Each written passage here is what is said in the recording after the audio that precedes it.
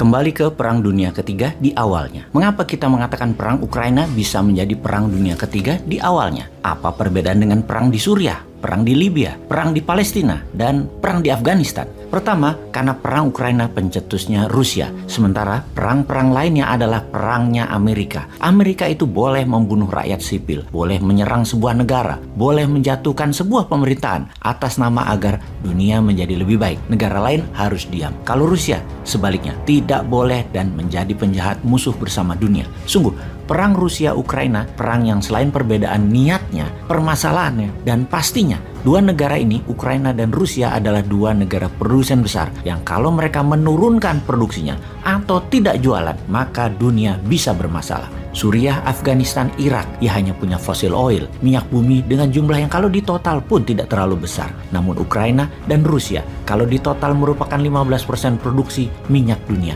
Gandumnya merupakan 25% produksi dunia.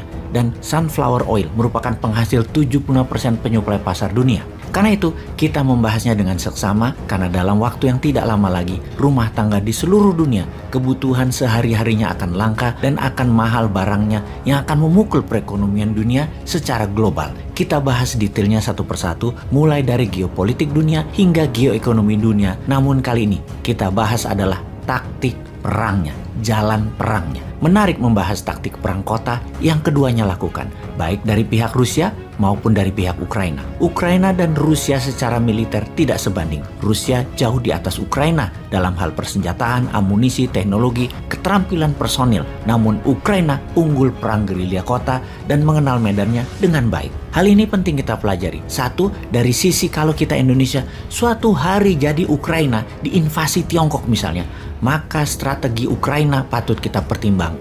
Di sisi lain yang kedua, kalau kita Indonesia suatu hari jadi Rusia, mengambil balik 8 negara ASEAN untuk jadi Nusantara baru, kesalahan apa yang dilakukan Rusia, kita tidak akan lakukan dan kita ganti strateginya. Kita bahas mengenai serangan awal Putin yang bisa dikatakan gagal dan apa pelajarannya. Pada 24 Februari 2022, tepat setelah pukul 2 waktu Ukraina, Vladimir Putin, otokrat Rusia, mengumumkan dalam pidato TV yang telah direkam sebelumnya, sebuah operasi militer khusus di Ukraina. Bagi dunia, itu berarti perang. Dalam beberapa menit, penembakan dimulai, langit menyala, dan invasi Rusia ke Ukraina dimulai.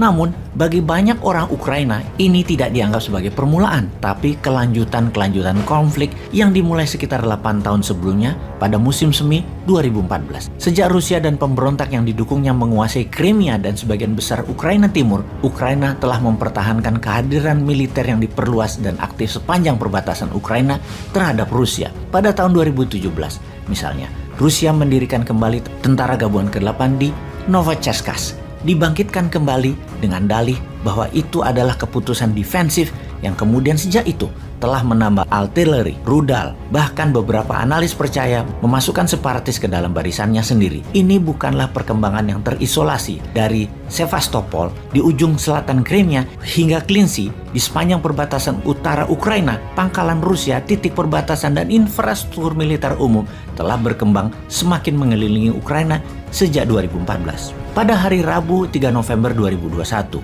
Kementerian Pertahanan Ukraina mengumumkan bahwa 90.000 tentara Rusia telah mengepung perbatasan negara Ukraina dan wilayah pendudukan Rusia yang berada di wilayah tersebut untuk latihan, yang seharusnya mereka balik lagi atau pulang lagi, tetapi mereka tidak pergi atau menetap. Bukan saja mereka tidak pergi, tapi jumlahnya terus bertambah. Citra satelit dari luar kota Yelnya di Rusia Barat pada bulan September masih kosong. Di bulan November, tentara gabungan ke-41 Rusia yang biasa bermarkas sekitar 3.000 km jauhnya tiba-tiba berada di sana dengan 1.200 tank, howitzer, artileri penarik, dan kendaraan pendukung. Pada bulan Januari 2022, pasukan Rusia meluncur ke Belarus untuk latihan bersama. Beberapa minggu kemudian diumumkan bahwa tentara akan tetap tinggal di area tersebut seperti di Yelnya, semakin diperluas sementara yang baru bermunculan, membentuk kepungan pasukan di sepanjang perbatasan Ukraina. Forensik digital satelit image juga menunjukkan bahwa kereta api memindahkan pasokan dari Rusia Timur sampai ke Belarus dalam jumlah yang sangat masif, sehingga dalam 3,5 bulan 175.000 tentara Rusia telah menumpuk sepanjang perbatasan Ukraina siap untuk bergerak. Tentara Rusia didoktrin, dan diyakini bahwa mereka adalah pasukan khusus pembebas Ukraina dari cengkraman penjajah NATO. Ketika jam 2 Putin mengatakan pasukan bergerak masuk ke Ukraina, pada jam-jam awal invasi Rusia ke Ukraina, pasukan penyerang Rusia bekerja untuk melumpuhkan infrastruktur militer Ukraina. Beberapa tembakan pertama dari konflik tersebut melibatkan serangan udara di pangkalan udara Ukraina dalam upaya membantu Rusia dengan cepat mendapatkan superioritas udara tanpa perlawanan yang kuat. Pada siang hari, fokus bergeser dari pertahanan antisipatif ke serangan saat lusinan helikopter Rusia mendaratkan pasukan di bandara Hostomel hanya beberapa mil dari Kiev. Hal itu nampak dalam upaya untuk menciptakan jembatan udara merebut kendali bandara untuk memungkinkan pesawat membawa lebih banyak masukan akan mendorong keluar ke Kiev. Jalur pasokan berbasis udara dapat memastikan tingkat dukungan logistik tertentu lepas dari kondisi darat antara perbatasan dan Kiev. Namun, menyadari hal itu, Ukraina menugaskan Brigade Reaksi Cepat keempat untuk merebut kembali bandara yang berhasil dilakukannya pada pukul 20.00. Ini mengejutkan Rusia. Di Belarusia, pasukan Rusia terlihat menurunkan pasokan dari gerbong dan berkumpul menjadi konfigurasi konvoi yang menghadap ke selatan menuju zona perang. Di Konchniski, dekat titik terdekat Belarusia ke Kiev, citra satelit menangkap jalan yang diubah Rusia menjadi pangkalan helikopter dengan tanda X di setiap zona pendaratan. Namun, terlepas dari semua infrastruktur perang yang direncanakan dengan baik dibangun di sekitar Ukraina, hal-hal di dalam perang tampaknya kurang direncanakan dengan baik oleh Rusia. Saat hari kedua pertempuran, pasukan Rusia mengarahkan pandangan mereka ke Kiev, ibu kota negara itu, rumah bagi pemerintah dan pemimpin Ukraina Volodymyr Zelensky. Dengan ambisi utama Rusia adalah mendirikan pemerintahan boneka, Kiev adalah target utama bagi pasukan penyerang. Namun, mereka hanya berhasil mencapai pinggiran kota. Masih di sana dari hari ketiga sampai saat ini hampir sebulan.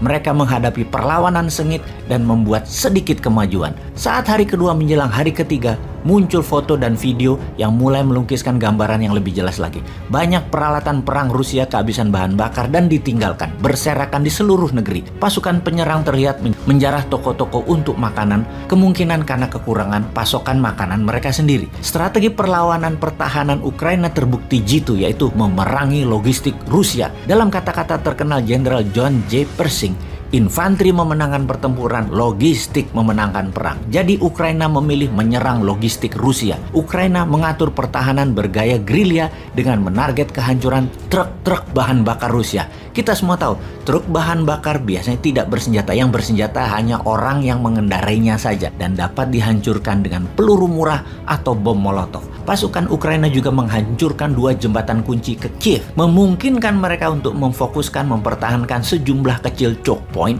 dan taktik serupa digunakan di tempat lain di Ukraina. Militer Ukraina juga menghancurkan semua koneksi antara jaringan kereta api Rusia dan Ukraina untuk mencegah kekuatan penyerangan menguasai mereka, untuk meningkatkan jalur pasokan mereka. Di tempat lain di seluruh negeri, kota-kota besar dan kecil membongkar rambu-rambu jalanan mereka dengan beberapa kasus mengecat dengan tulisan "Selamat datang di neraka", sehingga mempersulit pasukan Rusia yang banyak diantaranya hanya mengandalkan peta kertas untuk bernavigasi di Ukraina. Sementara itu, militer Rusia yang hampir sepenuhnya bergantung pada komunikasi radio analog yang tidak aman, penggemar radio amatir dan organisasi peretas anonimus bekerja untuk memblokir dan mengawasi frekuensi radio-radio musuh atau radio-radio Rusia tersebut. Bagi banyak ahli, kesulitan logistik militer Rusia bukanlah hal yang mengejutkan.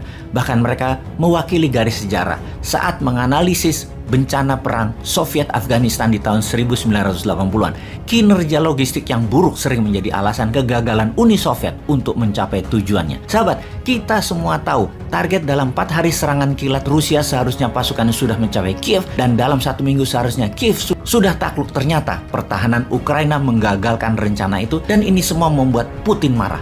Tak ayal lagi, Putin memberi hukuman Kepala Dinas Keamanan Federal Rusia (FSB) dan wakilnya menjadi tahanan rumah karena dianggap memberi informasi palsu dan menyesatkan serta inkompeten, membuat serangan awal Rusia terhadap Ukraina gagal. Menjelang invasi, Badan intelijen ini meyakinkan Putin bahwa Rusia hanya akan ada perlawanan kecil dari tentara Ukraina dan rakyat Ukraina. Yang mendukung Rusia itu banyak dan mereka tidak mendukung Zelensky. Faktanya, tentara Ukraina dengan gerilya taktik dan rakyat Ukraina menjadi pejuang dengan semangat militan menghalangi jalannya tentara Rusia. Kemudian Rusia merubah taktik perangnya, yang ternyata Ukraina pun merubah taktik perangnya. Kalau kita Indonesia bagaimana?